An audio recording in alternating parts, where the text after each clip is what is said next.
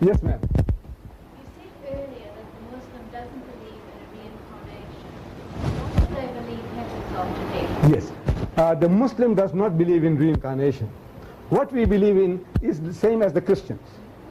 We believe that this life is the only life that's given to you. You must make the best of it here and now. Come right with God now. If you miss the opportunity, you will have eternal regrets.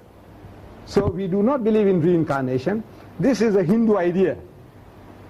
And this is also out of policy they invented this idea to exploit the people of India. You see, my ancestors, you see, I'm an Indian by birth, but my ancestors came from outside India 5,000 years ago. We invaded India, my people. You see, the lighter skinned people from the north, we invaded the country and we conquered the country 5,000 years ago. Like 300 years ago, the white men came and conquered here. Maybe in 5,000 years, you might not be able to recognize the white from the colored. Might be all Same thing happened in India. You know, intermarriage with the Indian people and the climate and the diet changed our complexions in 5,000 years.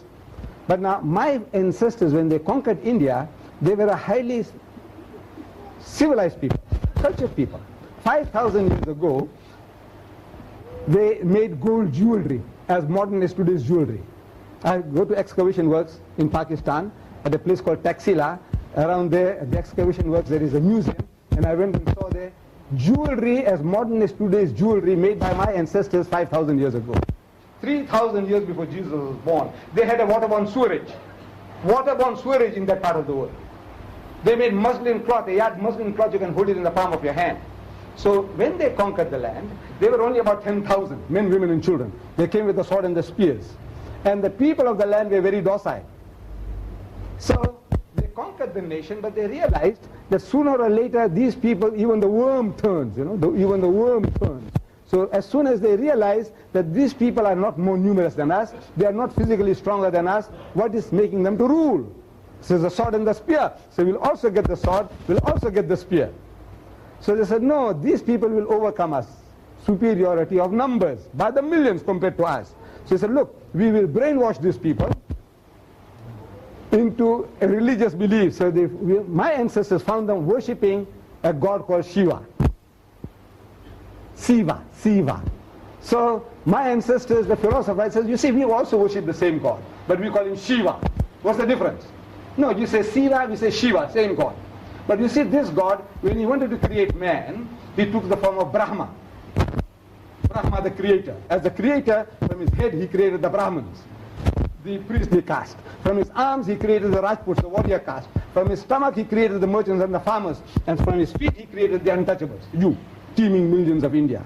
So as such, you must become the hewers of wood and the drawers of water. You do that job, well, in the next life, you've got a chance of becoming a farmer or a merchant. If you're a good farmer and a good merchant, in the next life you become a Rajput, the warrior caste, the rulers.